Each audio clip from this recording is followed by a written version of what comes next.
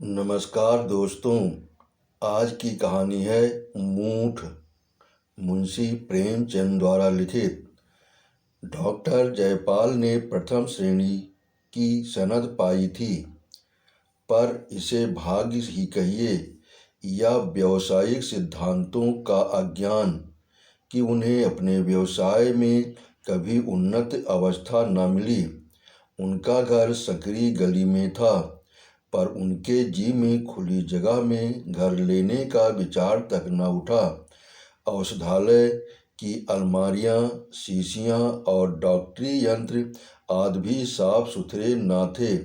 मितव्यता के सिद्धांत का वे अपनी घरेलू बातों में भी बहुत ध्यान रखते थे। लड़का जवान हो गया था, पर अभी उसकी शिक्षा का प्रश्न सामने न आया था। लौटते सोचते थे कि इतने दिनों तक पुस्तकों से सर मार कर मैंने ऐसी कौन सी बड़ी संपत्ति पाली जो उसके पढ़ाने लिखाने में हजारों रुपये बर्बाद करूं। उनकी पत्नी अहिल्या धैर्यवान महिला थी, पर डॉक्टर साहब ने उसके इन गुणों पर इतना बोझ रख दिया था कि उसकी कमर ही झुक गई थी। माँ भी जीवित थी, पर गंगा स्नान के लिए तरस तरस कर रह जाती थी। दूसरे पवित्र स्थानों की यात्रा की चर्चा ही क्या। इस क्रूर मितव्यता का परिणाम यह था कि इस घर में सुख और शांति का नाम न था। अगर कोई मद फुटकल थी तो वो बुढ़िया मेहरी जगिया थी। उसने डॉक्टर साहब को गोद में खिलाया था और उसे इस घर से ऐसा प्रेम हो गया था कि सब प्रकार की कठिनाइयां झेलती थी, पर टलने का नाम न लेती थी। डॉक्टर साहब डॉक्टरी आय की कमी को कपड़े और शक्कर के कारखाने में हिस्से लेकर पूरा करते थे। आज संयोगवश बम्बई के कारखाने में उनके पास वार्षिक लाभ के 750 रुपये भेजे। डॉक्टर साहब ने बीमा खोला, नोट गिने तक डाकिये को विदा किया, पर डाकिये के पास रुपये अधिक थे। बोझ से दबा जाता था। बोला, हुजूर रुपये ले लें और मुझे नोट दे दें तो बड़ा एहसान हो, बोझ हल्का हो जाए। डॉक्टर साहब डाकियों को प्रसन्न रखा करते थे, उन्हें मुफ्त दवाइयाँ दिया करते थे। सोचा कि हाँ, मुझे बैंक जाने के लिए तांगा मंगाना ही पड़ेगा, क्यों न बिन कौड़ी के उपहार वाले सिद्धांत से काम लूं। रुपये गिनकर एक थैली में रख दिए और सोच ही रहे थे कि चलूं उन्हें बैंक में रखता आऊं कि एक रोगी ने बुला भेजा। ऐसे अवसर यहाँ कदाचित ही आते थे। यद्यपि डॉक्टर साहब को बक्स में भरोसा न था, पर विवश होकर थैली बक्स में रखी और रोगी को देखने चले गए। वहां से लौटे तो 3 बज चुके थे। बैंक बंद हो चुका था। आज रुपये किसी तरह जमा न हो सकते थे। प्रतिदिन की भांति औषधालय में बैठ गए। 8 बजे रात को जब घर के भीतर जाने लगे तो थैली को घर ले जाने के लिए बक्स में से निकाला। थैली कुछ हल्की जान पड़ी। तत्काल उसे दवाइयों के तराजू पर तोला। होश उड़ गए। पूरे 500 रुपये कम थे। विश्वास न हुआ। थैली खोलकर रुपये गिने। 500 रुपये कम निकले। विकसित अधीरता के साथ बक्स के दूसरे खानों को टटोला, परंतु व्यर्थ। निराश होकर एक कुर्सी पर बैठ गए और स्मरण शक्ति को एकत्र करने के लिए आंखें बंद कर दी और सोचने लगे, मैंने रुपये कहीं अलग तो नहीं रखे, डाकिये ने रुपये कम तो नहीं दिए, मैंने गिनने में भूल तो नहीं की, मैंने 25-25 रुपये की गड्डियाँ लगाई थीं, पूरे 30 गड्डियाँ थीं। खूब याद है, मैंने एक एक गड्डी गिनकर थैली में रखी। स्मरण शक्ति ने मुझे धोखा नहीं दे रही है। सब मुझे ठीक ठीक याद है। बक्स का ताला भी बंद कर दिया था, किंतु ओह, अब समझ में आ गया। कुंजी मेज पर ही छोड़ दी। जल्दी के मारे उसे जेब में रखना भूल गया। वह अभी तक मेज पर पड़ी है। बस यही बात है, कुंजी जेब में डालने की याद नहीं रही, परंतु ले जा कौन गया। दर बाहर दरवाजे बंद थे। घर में धरे रुपए पैसे कोई छूता नहीं। आज तक कभी ऐसा अवसर नहीं आया। अवश्य ही किसी बाहरी आदमी का काम है। हो सकता है कोई दरवाजा खुला रह गया हो, कोई दवा लेने आया हो, कुंजी मेज पर पड़ी देखी हो और बक्स खोलकर रुपए निकाल लिए हों। इसी से मैं रुपए नहीं लिया करता। कौन ठिकाना डाकिए को ही करतूत हो। बहुत संभव है उसने मुझे बक्स में थैली रखते देखा था। रुपए जमा हो जाते तो मेरे पास पूरे 1000 रुपये हो जाते। ब्याज जोड़ने में सरलता होती। क्या करूं, पुलिस को खबर दूं? व्यर्थ बैठे बिठाए उलझन मोल लेनी है। टोले भर के आदमी की दरवाजे पर भीड़ होगी। 10-5 आदमियों को गालियां खानी पड़ेगी और फल कुछ नहीं। तो क्या धीरज धर कर बैठ रहूं? कैसे धीरज धरूं? ये कोई सेतमेत मिला धन तो था नहीं। हराम की कौड़ी होती तो समझता कि जैसे आई वैसे गई। यहाँ एक एक पैसा अपने पसीने का है। मैं जो इतनी मितव्यता से रहता हूँ, इतने कष्ट से रहता हूँ, कंजूस प्रसिद्ध हूँ, घर के आवश्यक व्यय में भी काट छांट करता हूँ, क्या इसीलिए कि किसी उचक्के के लिए मनोरंजन का सामान जुटाऊं? मुझे रेशम से घृणा नहीं, न मेवे ही अरुचिकर हैं, न अजीर्ण का रोग है कि मलाई खाऊं और अपच हो जाए, न आँखों में दृष्टि कम है कि थिएटर और सिनेमा का आनंद न उठा सकूं। मैं सब ओर से अपने मन को मारे रहता हूँ, इसीलिए तो कि मेरे पास 4 पैसे हो जाएं, काम पड़ने पर किसी के आगे हाथ फैलाना न पड़े, कुछ जायदाद ले सकूं और नहीं तो अच्छा घर ही बनवा लूं। पर इस मन मारने का ये फल, गाढ़े परिश्रम के रुपये लुट जाएं, अन्याय है कि मैं यूं दिन दहाड़े लुट जाऊं और उस दुष्ट का बाल भी टेढ़ा न हो। उसके घर दिवाली हो रही होगी, आनंद मनाया जा रहा होगा, सबके सब बगने बजा रहे होंगे। डॉक्टर साहब बदला लेने के लिए व्याकुल हो गए। मैंने कभी किसी फकीर को, किसी साधु को दरवाजे पर खड़ा नहीं होने दिया। अनेक बार चाहने पर भी मैंने कभी मित्रों को अपने यहाँ निमंत्रित नहीं किया। कुटुंबियों और संबंधियों से सदा बचता रहा। क्या इसीलिए उसका पता लग जाता तो मैं एक विषैली सुई से उसके जीवन का अंत कर देता, किंतु कोई उपाय नहीं है। जुलाहे का गुस्सा दाढ़ी पर गुप्त पुलिस वाले भी बस नाम ही के हैं, पता लगाने की योग्यता नहीं। इनकी सारी अक्ल राजनयिक व्याख्यानों और झूठी रिपोर्टों के लिखने में समाप्त हो जाती है। किसी मेस्मरिज्म जानने वाले के पास चलूं, वो इस उलझन को सुलझा सकता है। सुनता हूँ यूरोप और अमेरिका में बहुधा चोरियों का पता इसी उपाय से लग जाता है, पर यहाँ ऐसा मेस्मरिज्म का पंडित कौन है? और फिर मेस्मरिज्म के उत्तर सदा विश्वसनीय नहीं होते। ज्योतिषियों के समान वे भी अनुमान और अटकल के अनंत सागर में डुबकियां लगाते रहते हैं। कुछ लोग नाम भी तो निकालते हैं। मैंने कभी उन कहानियों पर विश्वास नहीं किया, परंतु कुछ न कुछ उसमें तत्व है अवश्य। नहीं तो इस प्रकृत उपासना के युग में इनका अस्तित्व ही न रहता। आजकल के विद्वान भी तो आत्मिक बल और का लोहा मानते जाते हैं। पर मान लो किसी ने नाम बतला ही दिया तो मेरे हाथ में बदला चुकाने का कौन सा उपाय है? अंतर्ज्ञान साक्षी का काम नहीं दे सकता। एक क्षण के लिए मेरे जी को शांति मिल जाने के सिवाय और इनसे क्या लाभ है? हाँ, खूब याद आया। नदी की ओर जाते हुए वह जो एक ओझा बैठता है, उसके कर्तव्य की कहानियां प्रायः सुनने में आती हैं। सुनता हूँ गए हुए धर्म का पता बतला देता है, रोगियों को बात की बात में चंगा कर देता है, चोरी के माल को का पता लगा देता है, मूठ चलाता है। मूठ की बड़ी बड़ाई सुनी है। मूठ चली और चोर के मुंह में रक्त जारी हुआ।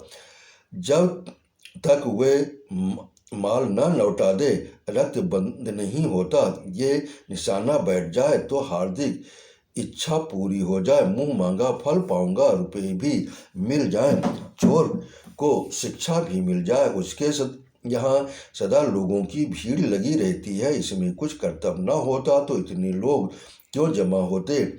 उसकी मुखाकृति से एक प्रतिभा बरसती है। आजकल के शिक्षित लोगों को तो इन बातों पर विश्वास नहीं है, पर नीच और मूर्ख मंडली में उसकी बहुत चर्चा है। भूत प्रेत आदि की कहानियां प्रतिदिन ही सुना करता हूँ। क्यों ना उसी ओझे के पास चलूं, मान लो कोई लाभ न हुआ तो हानि ही क्या हो जाएगी। जहाँ 500 गए हैं 2-4 रुपए का खून और सही। ये समय भी अच्छा है, भीड़ कम होगी, चलना चाहिए। जी में ये निश्चय करके डॉक्टर साहब उस ओझे के घर की ओर चले। जाड़े की रात थी, 9 बज गए थे। रास्ता लगभग बंद हो गया था। कभी कभी घरों से रामायण की ध्वनि कानों में आ जाती थी। कुछ देर के बाद बिल्कुल सन्नाटा हो गया। रास्ते के दोनों ओर हरे हरे खेत थे। सियारों का हुआना सुन पड़ने लगा। जान पड़ता है इनका दल कहीं पास ही है। डॉक्टर साहब को प्रायः दूर से इनका सुरीला स्वर सुनने का सौभाग्य हुआ था, पास से सुनने का नहीं। इस समय इस सन्नाटे में और इतने पास से इनका चीखना सुनकर उन्हें डर लगा। कई बार अपनी छड़ी धरती पर पटकी, पैर धमधमाए।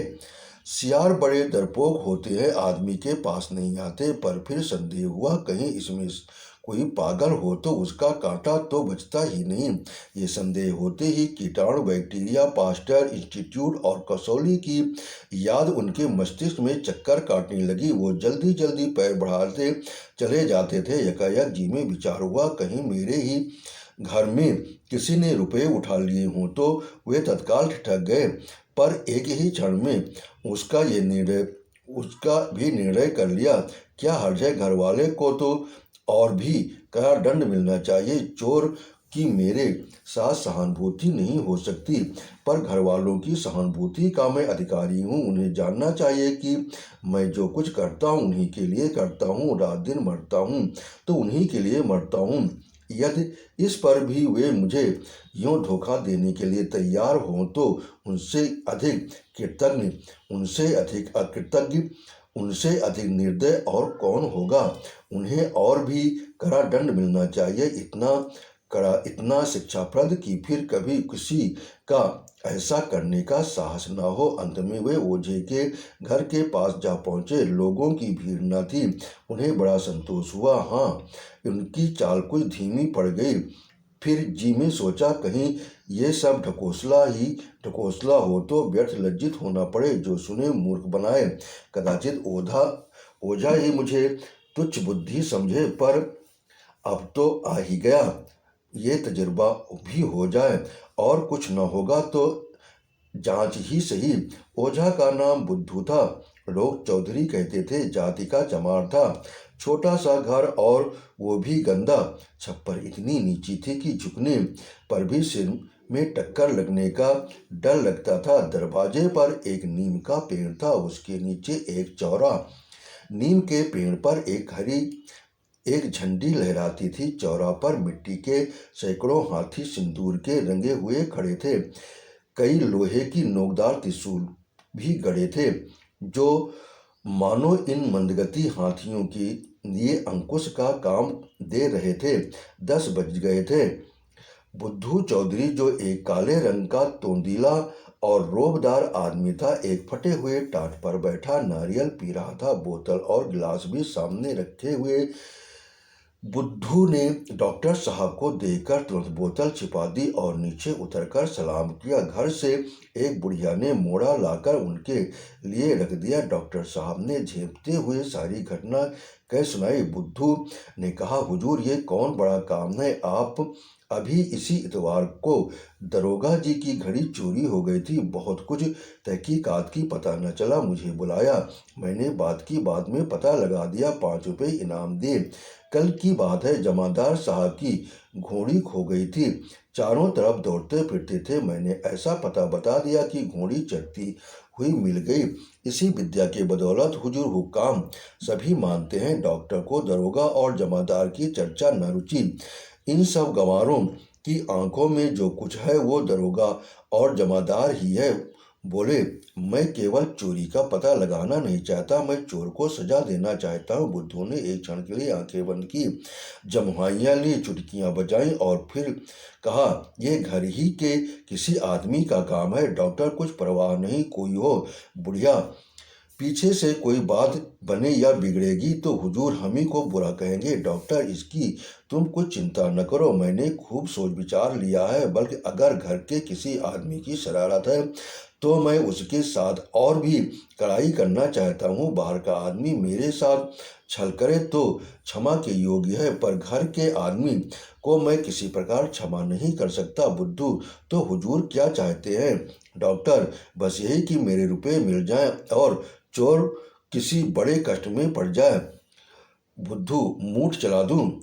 बुढ़िया, ना बेटा, मूठ के पास न जाना, न जाने कैसी पड़े कैसी न पड़े। डॉक्टर, तुम मूठ चला दो, इसका जो कुछ मेहनताना और इनाम हो मैं देने को तैयार हूँ। बुढ़िया, बेटा मैं फिर कहती हूँ, मूठ के फेर में मत पड़, कोई जोखिम की बात आ पड़ेगी तो वही बाबूजी फिर तेरे सिर होंगे और तेरे बयान बनाए कुछ न बनेगी। क्या जानता नहीं मूठ का उतार कितना कठिन है? बुद्धू, हाँ बाबूजी, फिर एक बार अच्छी तरह सोच लीजिए। मूठ तो मैं चला दूंगा, लेकिन उसको उतारने का जिम्मा मैं नहीं ले सकता। डॉक्टर, अभी कह तो दिया, मैं तुमसे उतारने को न कहूँगा, चलाओ भी तो। बुद्धू ने आवश्यक सामान की एक लंबी तालिका बनाई। डॉक्टर साहब ने सामान की अपेक्षा रुपये देना अधिक उचित समझा। बुद्धू राजी हो गया। डॉक्टर साहब चलते चलते बोले, एक ऐसा मंत्र चलाओ कि सवेरा होते होते चोर मेरे सामने माल लिए हुए आ जाए। बुद्धू ने कहा, आप निशा खाते रहें। डॉक्टर साहब वहां से चले तो 11 बजे थे। जाड़े की रात, कड़ाके की ठंड थी। उनकी माँ और स्त्री दोनों बैठी हुई उनकी राह देख रही थी। उन्होंने जिम को बहलाने के लिए बीच में एक अंगीठी रख ली थी, जिसका प्रभाव शरीर की अपेक्षा विचार पर अधिक पड़ता था। यहाँ कोयला विलास पदार्थ समझा जाता था। बुढ़िया मेरी जंगिया वहीं फटा हुआ टाट का टुकड़ा ओढ़े पड़ी हुई थी। वह बार बार उठकर अपनी अंधेरी कोठरी में जाती, आले पर कुछ टटोल कर देखती और फिर अपनी जगह पर आकर पड़ रहती। बार बार पूछती, कितनी रात गई होगी। जरा भी खटका होता तो चौंक पड़ती और चिंतित दृष्टि से इधर उधर देखने लगती। आज डॉक्टर साहब ने नियम के प्रतिकूल क्यों इतनी देर लगाई, इसका सबको आश्चर्य है। ऐसे अवसर बहुत कम आते थे कि उन्हें रोगियों को देखने के लिए रात को जाना पड़ता हो। यदि कुछ लोग उनकी डॉक्टरी के कायल भी थे तो वे रात को उस गली में आने का साहस न करते थे। सभा सोसाइटियों में जाने की उन्हें रुचि न थी, मित्रों से भी उनका मेलजोल न था। माँ ने कहा, जाने कहाँ चला गया, खाना बिल्कुल पानी हो गया। अहिल्या, आदमी जाता है तो कहकर जाता है, अभी रात से ऊपर हो, आधी रात से ऊपर हो गई। माँ, कोई ऐसी ही हो गई होगी, नहीं तो वो कब घर से बाहर निकलता है। अहिल्या, मैं तो अब सोने जाती हूँ, उनका जब जी चाहे आए, कोई सारी रात बैठा पहरा देगा। यही बातें हो रही थी कि डॉक्टर साहब घर आ पहुंचे। अहिल्या संभल बैठी, जगिया उठकर खड़ी हो गई और उनकी ओर सहमी हुई आंखों से ताकने लगी। माँ ने पूछा, आज कहाँ इतनी देर लगा दी? डॉक्टर, तुम लोग तो सुख से बैठी हो ना, हमें देर हो गई इसकी तुम्हें क्या चिंता। जाओ सुख से सो, इन ऊपरी दिखावटी बातों से मैं धोखे में नहीं आता। अवसर पाओ तो गला काट लो, इस पर चली हो बात बनाने। माँ ने दुखी होकर कहा, बेटा ऐसी जी दुखाने वाली बातें क्यों करते हो? घर में तुम्हारा कौन बैरी है जो तुम्हारा बुरा चितेगा? डॉक्टर, मैं किसी को अपना मित्र नहीं समझता, सभी मेरे बैरी हैं, मेरे प्राणों के ग्राहक हैं। नहीं तो क्या आंख ओझल होते ही मेरी मेज से 500 रुपये उड़ जाए। दरवाजा बाहर से बंद थे, कोई गैर आया नहीं, रुपए रखते ही उड़ गए। जो लोग इस तरह मेरा गला काटने पर उतारू हूँ उन्हें क्यों कर अपना समझो, मैंने खूब पता लगा लिया है। अभी एक ओझे के पास से चला आ रहा हूँ, उसने साफ कह दिया है कि घर के ही किसी आदमी का काम है। अच्छी बात है, जैसी करनी वैसी भरनी। मैं भी बता दूंगा कि मैं अपने बैरियों का शुभचिंतक नहीं हूँ। यदि बाहर का आदमी होता तो कदाचित मैं जाने भी देता, पर जब घर के आदमी, जिनके लिए रात दिन चक्की पीसता हूँ, मेरे साथ ऐसा छल करें तो वे इसी योग्य हैं कि उनके साथ जरा भी रियायत न की जाए। देखना सवेरे तक चोर की क्या दशा होती है। मैंने ओझे से मूठ चलाने को कह दिया है। मूठ चली और उधर चोर के प्राण संकट में पड़े। जगिया घबराकर बोली, भैया मूठ में जान जोखम है। डॉक्टर, चोर की यही सजा है। जगिया, किस ओझे ने चलाया है? डॉक्टर बुद्धू चौधरी ने। जगिया, अरे राम, उसकी मूठ को तो उतार ही नहीं। डॉक्टर अपने कमरे में चले गए तो माँ ने कहा, सूम का धन शैतान खाता है। 500 रुपये कोई मुंह मार कर ले गया, इतने में तो मेरे साथ धाम हो जाते। अहिल्या बोली, कंगन के लिए बरसों से झीक रही हूँ, अच्छा हुआ मेरी आह पड़ी है। माँ, भला घर में उसके रुपए कौन लेगा? अहिल्या, किवाड़ खुले होंगे, कोई बाहरी आदमी उड़ा ले गया होगा। माँ, उसको विश्वास क्यों कर आ गया कि घर ही के आदमी ने रुपए चुराए हैं? अहिल्या, रुपए तो लोभ आदि को शक्की बना देता है। रात को 1 बजा था। डॉक्टर जयपाल भयानक स्वप्न देख रहे थे। एकाएक अहिल्या ने आकर कहा, जरा चलकर देखिए जगिया का क्या हाल हो रहा है। जान पड़ता है जीभ ऐंठ गई, कुछ बोलती ही नहीं, आंखें पथरा गई हैं। डॉक्टर चौंक कर उठ बैठे। एक क्षण तक इधर उधर ताकते रहे, मानो सोच रहे थे ये भी स्वप्न तो नहीं। वे बोले, क्या कहा? जगिया को क्या हो गया? अहिल्या ने फिर जगिया का हाल कहा। डॉक्टर के मुंह पर हल्की सी मुस्कुराहट दौड़ गई। बोले, चोर पकड़ा गया, मूठ ने अपना काम किया। अहिल्या, और जो घर ही के किसी आदमी ने ले लिए होते डॉक्टर, तो उसकी भी यही दशा होती, सदा के लिए सीख जाता। अहिल्या, 500 रुपये के पीछे प्राण ले लेते। डॉक्टर, 500 रुपये के लिए नहीं, आवश्यकता पड़े तो 5000 रुपये खर्च कर सकता हूँ, केवल छल कपट का दंड देने के लिए। अहिल्या, बड़े निर्दयी हो। डॉक्टर, तुम्हें सिर के पैर तक सोने से लाद दूं तो मुझे भलाई का पुतला समझने लगो। क्यों? खेद है कि मैं तुमसे ये सनद नहीं ले सकता। ये कहते हुए वो जगिया की कोठरी में गए। उसकी हालत उससे कहीं अधिक खराब थी जो अहिल्या ने बताई थी। मुंह पर मुर्दनी छाई हुई थी, हाथ पैर अकड़ गए थे, नाड़ी का पता न था। उसकी माँ उसे होश में लाने के लिए बार बार उसके मुंह पर पानी की छींटें दे रही थी। डॉक्टर ने ये हालत देखी तो होश उड़ गए। उन्हें अपने उपाय की सफलता पर प्रसन्न होना चाहिए था। जगिया ने रुपये चुराए, इसके लिए अब अधिक प्रमाण की आवश्यकता न थी, परंतु मूठ इतनी जल्दी प्रभाव डालने वाली और घातक वस्तु है, इसका उन्हें अनुमान भी न था। वे चोर को एड़ियों रगड़ते, पीड़ा से कराहते और तड़पते देखना चाहते थे। बदला लेने की इच्छा आशातीत सफल हो रही थी, परंतु वहां नमक की अधिकता थी जो कौर को मुंह के भीतर धंसने नहीं देती। ये दुखमय दृश्य देखकर प्रसन्न होने के बदले उनके हृदय पर चोट लगी। रोब में हम अपनी निर्दयता और कठोरता का भ्रममूलक अनुमान कर लिया करते हैं। प्रत्यक्ष घटना विचार से कहीं अधिक प्रभावशालिनी होती है। रणस्थल का विचार कितना कवित्वमय है, युद्धावेश का काव्य कितनी गर्मी उत्पन्न करने वाला है, परंतु कुचले हुए शव के कटे हुए अंग प्रत्यंग देखकर कौन मनुष्य है जिसे रोमांच न हो आवे। दया मनुष्य का स्वाभाविक गुण है। इसके अतिरिक्त इसका उन्हें अनुमान न था कि जगिया जैसी दुर्बल आत्मा मेरे रोज का बलिदान होगी। वो समझते थे मेरे बदले का वार किसी सजीव मनुष्य पर होगा। यहाँ तक कि वे अपनी स्त्री और लड़के को भी इस वार के योग समझते थे।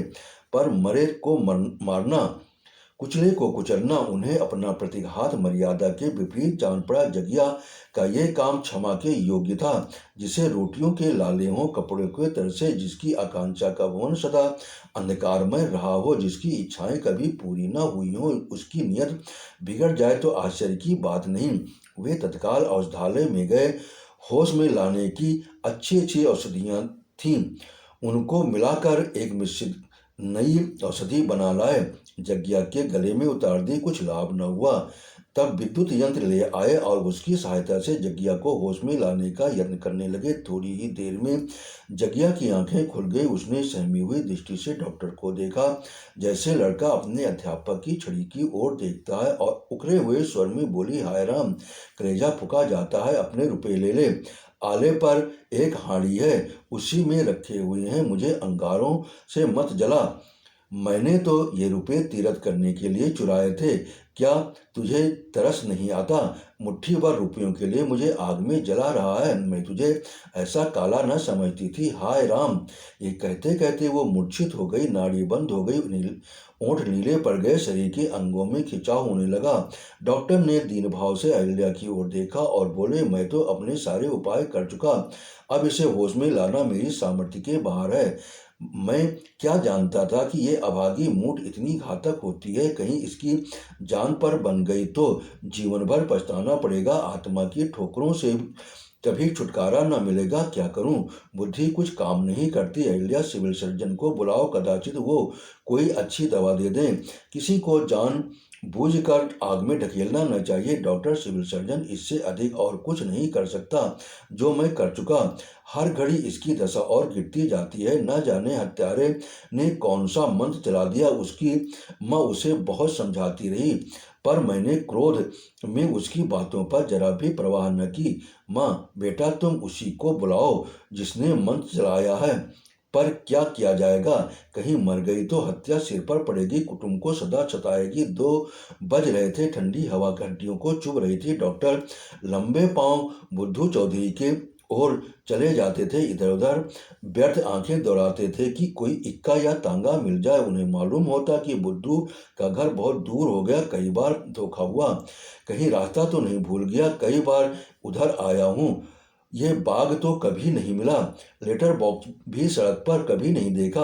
ये पुल तो कदापि न था। अवश्य राह भूल गया हूँ, किससे पूछूं? वे अपनी स्मरण शक्ति पर जुझलाए और उसी ओर थोड़ी दूर तक दौड़े। पता नहीं दुष्ट इस समय मिलेगा भी या नहीं। शराब में मस्त पड़ा होगा, कहीं इधर बेचारी चल न बसी हो।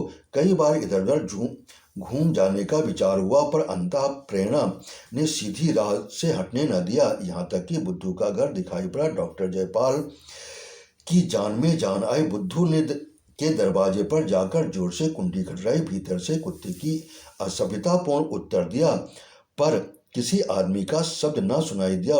फिर जोर जोर से किवाड़ खटखटाए। कुत्ता और भी तेज पड़ा। बुढ़िया की नींद टूटी।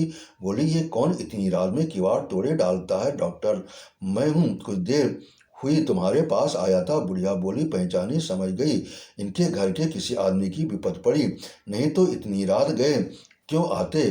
पर अभी तो बुद्धू ने मूठ चलाई नहीं, उसका असर क्यों कर हुआ? समझाती थी तब न माने।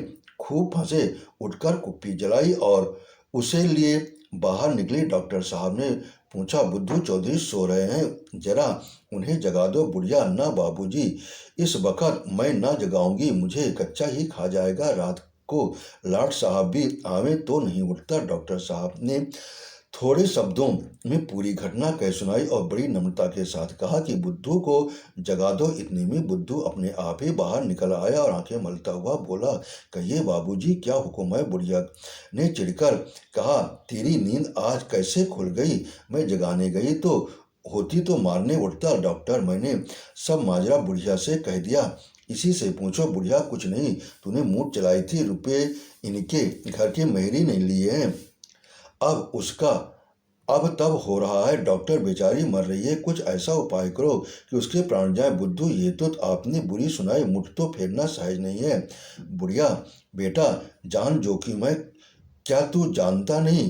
कहीं उल्टे फेरने वाले पर ही पड़े तो जान बचाना ही कठिन हो जाए। डॉक्टर, अब इसकी जान तुम्हारे ही बचाए बचेगी, इतना धर्म करो। बुढ़िया, दूसरे की जान की खातिर कोई अपनी जान गड्ढे में डालेगा? डॉक्टर, तुम रात दिन यही काम करते हो, तुम उसके दांव घात सब जानते हो, मार भी सकते हो, जिला भी सकते हो। मेरा तो इन बातों पर बिल्कुल विश्वास ही न था, लेकिन तुम्हारा कमाल देखकर दंग रह गया। तुम्हारे हाथों कितने ही आदमियों का भला होता है, उस गरीब बुढ़िया पर दया करो। बुद्धू कुछ पसीजा, पर उसकी माँ मामलेदारी में उससे कहीं अधिक चतुर्थी डरी, कहीं ये नरम होकर मामला बिगाड़ न दे। उसने बुद्धू को कुछ कहने का अवसर न दिया। बोली, ये तो सब ठीक है, पर हमारे भी बाल बच्चे हैं, ना जाने कैसी पड़े कैसी न पड़े, वो हमारे सिर आवेगी ना। आप तो अपना काम निकाल कर अलग हो जाओगे, मुंह फेरना हंसी नहीं है। बुद्धू, हाँ बाबूजी, काम बड़े जोखिम का है। डॉक्टर, काम जोखिम का है तो मुफ्त में नहीं करवाना चाहता। बुढ़िया, आप बहुत देंगे, 150 रुपये देंगे, इतने में हम कई दिन तक खाएंगे। मुंह फेरना, सांप के बिल में हाथ डालना है, आग में कूदना है। भगवान की ऐसी ही निगाह हो तो जान बचती है। डॉक्टर, तो माताजी, मैं तुमसे बाहर तो नहीं होता हूँ, तो कुछ तुम्हारी मर्जी हो वो कहो। मुझे तो उस गरीब की जान बचानी है। यहाँ बातों की देर हो रही है, वहाँ मालूम नहीं उसका क्या हाल होगा। बुढ़िया, देर तो आप ही कर रहे हैं, आप बात पक्की कर दें और ये आपके साथ चला जाए। आपकी खातिर जो जोखिम अपने सिर पर ले रही हूँ, दूसरा होता तो झट इनकार कर दे जाती।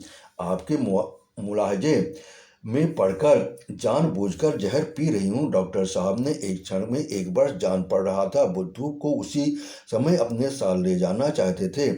कहीं उसका दम निकल गया तो जाकर क्या बनाएगा। उस समय उसकी आंखों में रुपये का मूल न था, केवल यही चिंता थी, जगिया मौत के मुंह से निकल आए। जिस रुपये पर वो अपनी आवश्यकताओं और घर वालों की आकांक्षाएं न्योछावर करते, उसे दया के आवेश ने बिल्कुल तुच्छ बना दिया था। बोले, तुम ही बतलाओ, अब मैं क्या कहूँ। पर जो कुछ कहना हो झटपट कह दो। बुढ़िया, अच्छा तो 500 रुपये दीजिए, इससे काम ना होगा। बुद्धू ने माँ की ओर आश्चर्य से देखा और डॉक्टर साहब मूर्छित से हो गए। निराश से बोले, इतना मेरे बूते के बाहर है, जान पड़ता है मेरे भाग्य में मरना ही बदा है। बुढ़िया, तो जाने दीजिए हमें, अपनी जान भर थोड़ी ही है। हमने तो आपके मुलायजे से इस काम का बीड़ा उठाया है। जाओ बुद्धू, सो। डॉक्टर, बूढ़ी माता, इतनी निर्दयता न दिखाओ, आदमी का काम आदमी से निकलता है। बुद्धू, नहीं बाबूजी, मैं हर तरह से आपका काम करने को तैयार हूँ, इसमें 500 कहे, आप कुछ कम कर दीजिए। हाँ, जोखिम का ध्यान रखिएगा। बुढ़िया, तू जाके सोता क्यों नहीं। इन्हें रुपये प्यारे हैं तो मुझे तेरी जान प्यारी नहीं है। कल तो लहू थूकने लगेगा तो कुछ बनाए न बनेगी। बाल बच्चों को किस पर छोड़ेगा, है घर में कुछ। डॉक्टर साहब ने संकोच करते हुए 250 रुपये कहे। बुद्धू राजी हो गया। मामला तय हुआ। डॉक्टर साहब उसे साथ लेकर घर की ओर चले। उन्हें ऐसी आत्मिक प्रसन्नता कभी न मिली थी। हारा हुआ मुकदमा जीतकर अदालत से लौटने वाला मुकदमेबाज भी इतना प्रसन्न न होगा। लपके चले जाते थे। बुद्धू ने बार बार तेज चलने को कहते। घर पहुंचे तो जगिया को बिल्कुल मरने की निकट पाया। जान पड़ता था यही सांस अंतिम सांस है। उनकी माँ और स्त्री दोनों आंसू भरे निराश बैठी थी। बुद्धू को दोनों ने विनम्र दृष्टि से देखा। डॉक्टर साहब के आंसू भी न रुक सके। जगिया की ओर झुके तो आंसू की बूंदें उसके मुरझाए हुए पीले मुंह पर टपक पड़ी। स्थिति ने बुद्धू को सजग कर दिया। बुढ़िया के देह पर हाथ फेरते हुए बोला, बाबूजी, अब मेरा क्या, कुछ नहीं हो सकता, ये दम तोड़ रही है। डॉक्टर साहब ने गिड़गिड़ा कर कहा, नहीं चौधरी, ईश्वर के नाम पर अपना मंत्र चलाओ, इसकी जान बच गई तो सदा के लिए तुम्हारा गुलाम बना रहूंगा। बुद्धू, आप मुझे जानबूझकर जहर खाने को कहते हैं। मुझे मालूम न था कि मूठ के देवता इस वक्त इतने गर्म हैं। वो मेरे मन में बैठे कह रहे हैं, तुमने हमारा शिकार छीना तो हम तुम्हें निगल जाएंगे। डॉक्टर, देवता को किसी तरह राजी कर लो। बुद्धू, राजी करना बड़ा कठिन है। 500 रुपये दीजिए तो इसकी जान बचे। उतारने के लिए बड़े बड़े जतन करने पड़ेंगे। डॉक्टर, 500 रुपये दे दूं तो क्या जान बचा दोगे। बुद्धू, हाँ, शर्त बंधकर। डॉक्टर साहब बिजली की तरह लपक कर अपने कमरे में गए और 500 रुपये की थैली लाकर बुद्धू के सामने रख दी। बुद्धू ने विजय की दृष्टि से थैली को देखा, फिर जगिया का सिर अपनी गोद में रखकर उस पर हाथ फेरने लगे। कुछ कुछ बुदबुदा कर छू छू करता जाता था। एक क्षण में उसकी सूरत डरावनी हो गई, लपटें से निकलने लगी, बार बार अंगड़ाइयाँ ने लगा। इसी दशा में बेसुरा गाना आरंभ किया, पर हाथ जगिया के सिर पर ही था। अंत में कोई आध घंटा बीता कि जग्गिया ने आंखें खोल दी। जैसे बुझते हुए दीपक पर तेल पड़ गया। धीरे धीरे उसकी अवस्था सुधरने लगी। उधर कौवे की बोली सुनाई दी। जग्गिया एक अंगड़ाई लेकर उठ बैठी। 7 बजे थे। जग्गिया मीठी नींद सो रही थी। उसकी आकृति निरोग थी। बुद्धू रुपये की थैली लेकर अभी गया था। डॉक्टर साहब की माँ ने कहा, बात की बात में 500 रुपये मार ले गया। डॉक्टर, ये क्यों नहीं कहते कि मुर्दे को जिला गया? क्या उसके प्राण का मूल्य इतना भी नहीं है? माँ देखो, आले पर 500 रुपये हैं या नहीं? डॉक्टर, नहीं, इन रुपयों में हाथ मत लगाना, उन्हें वहीं पड़े रहने दो।